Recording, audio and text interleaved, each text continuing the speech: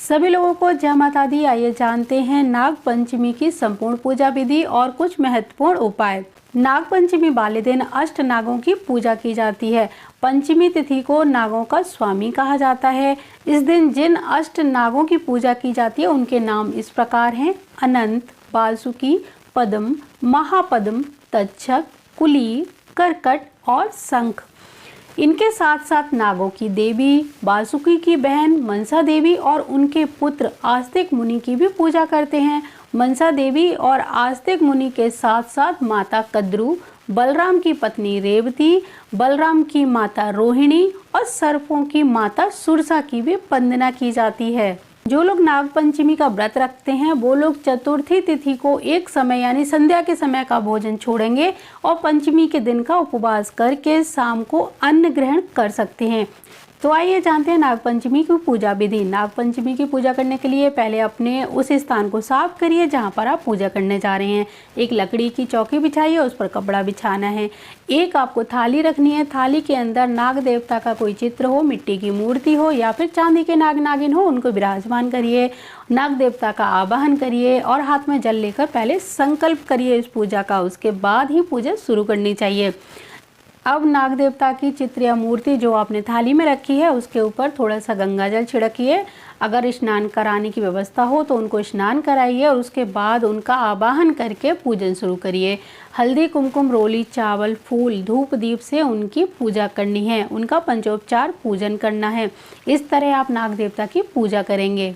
पूजन करने के बाद सर्प देवता की आरती उतारी जाती है। अंत में नाग पंचमी की कथा सुनी जाती है। इस तरह से संध्या की पूजा भी संपन्न की जाती है। पूजा आरती के बाद आप दान आदि कर सकते हैं। अपने व्रत का पारण शाम को कर सकते हैं।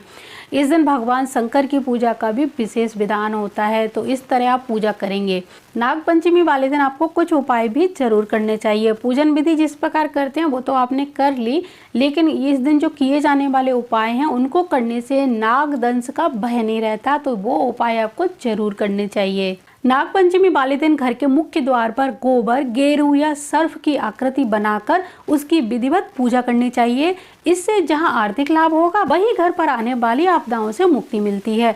काल सर्प दोष से उत्पन्न विपत्तियां भी टाली जा सकती हैं।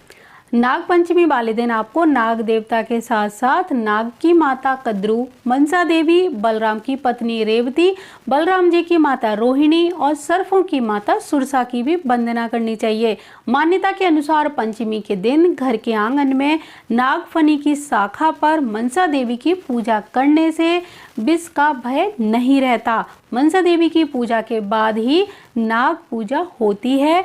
यह भी काल सर्प दोष से मुक्ति का एक उपाय है।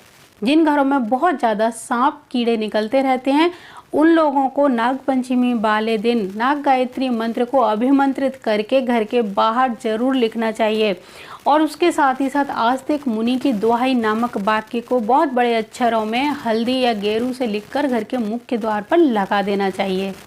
नाग पंचमी वाले दिन यथाशक्ति महामृत्युंजय मंत्र का जाप या तो खुद करना चाहिए या फिर करवाना चाहिए।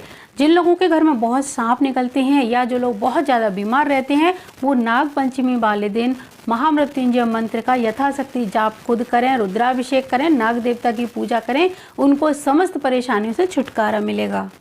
नाग पंचमी वाले दिन अगर आप किसी कारण से चांदी के नाग नागिन नहीं खरीद पा रहे तब आपको ये उपाय करना चाहिए। एक बड़ी सी रस्सी ले लीजिए और उस रस्सी में 7 गांठ लगाकर उसे सर्प रूप मानकर उसकी पूजा कर सकते हैं। उसे एक आसन पर स्थापित करके उसके ऊपर कच्चा दूध, बतासा, फूल अर्पित करें, फिर गुग्गल की धूप दें। इस दौरान राहु और केतु के मंत्रों को लगातार पढ़ते जाएं। राहु का मंत्र है ओम राम राहवे नमः। इसी प्रकार केतु का मंत्र है ओम कैं केतुवे नमः। इन मंत्रों को आप लगातार बोलते जाइए जब तक कि आपकी पूजा चले। इसके बाद भगवान शिव का ध्यान करते हुए एक एक करके रस्सी की सभी गांठें खोलते जाइए। फिर जब भी समय मिले इस रस्सी को बहते हुए जल में प्रवाहित कर दें। इससे काल सर्प दोष से मुक्ति मिलती है। साथ ही साथ भगवान शंकर की कृपा भी बनी रहती है। अगर आप ये भी नहीं कर सकते तो आप आटे के नाग नागिन का जोड़ा बनाकर उसकी पूजा कर सकते हैं। नागपंचमी वाले दिन आपको जल में फिटकरी, समुद्री नमक या देसी गाय का गौमूत्र मिलाकर पोछा लगाना चाहिए और गूगल की धूनी देनी चाहिए। सर्प मंत्र या फिर नाग गायत्री मंत्र का जाप करना चाहिए। सर्प मंत्र है ओम नाग देवताय नमः। नाग गायत्री मंत्र है ओम नाग कुलाय विद्महे विषदंताय धीमहि तन्नो सर्प प्रचोदयात्। इसके साथ ही साथ नाग पंचमी पर राहु तथा केतु के मंत्रों का भी जाप जरूर या तो खुद करें या फिर करवाएं।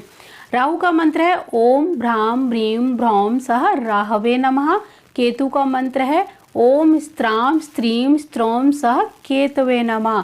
इन मंत्रों का जाप और ये उपाय करने से राहु केतु के जो बुरे प्रभाव हैं वो कम होना शुरू हो जाते हैं।